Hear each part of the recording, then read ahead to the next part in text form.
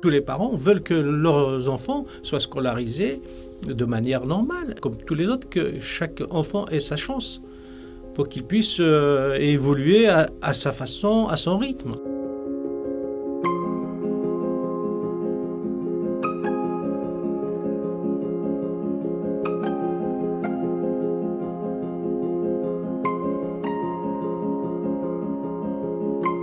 Notre combat maintenant pour Enzo, c'est de le laisser à l'école le plus possible pour qu'il puisse déjà côtoyer des enfants normaux, entre guillemets, et puis peut-être évoluer. Enzo, même s'il n'arrive pas à suivre, il va à son rythme. S'occuper d'un enfant autiste, c'est beaucoup d'efforts. D'investissement. Il faut beaucoup d'investissement. Et eux, je pense, comme dans une classe, il y a déjà, ils sont à 30 ou à 28.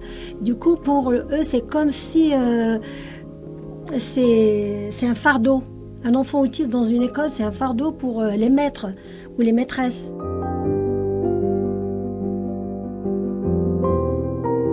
Il peut travailler un peu de 9h jusqu'à 10h et après c'est la récré. Et le temps de remonter, hop, c'est fini, elle rentre à la maison. Après, là, il y a un vide. Qu'est-ce qu'on fait avec l'enfant? D'ailleurs, c'est pour ça que ma femme, elle a arrêté de travailler, parce qu'elle ne peut pas faire autrement.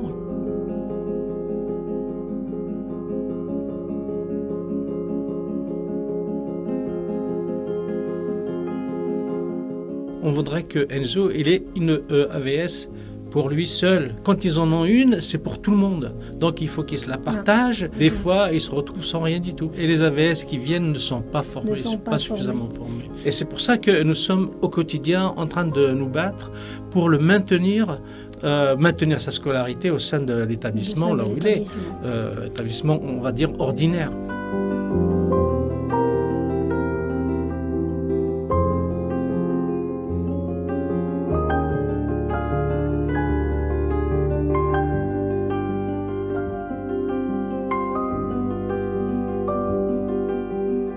On fait répéter l'enfant pour qu'il assimile.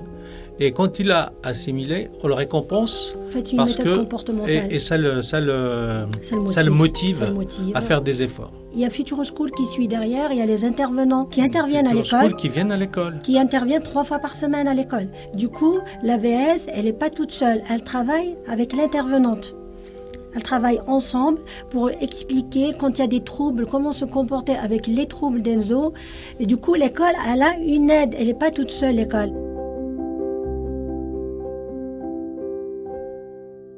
Il ne faut surtout pas montrer à l'enfant qu'on est stressé ou paniqué, parce que ça, c'est important, on décuple son anxiété. Il le ressent si on est bien, on n'est pas bien. Donc si on n'est pas bien... Ça...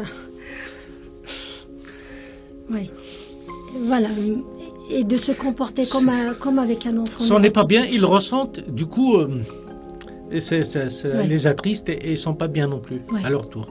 Donc il faut toujours se montrer fort, il faut toujours être positif, il faut leur transmettre cette positivité.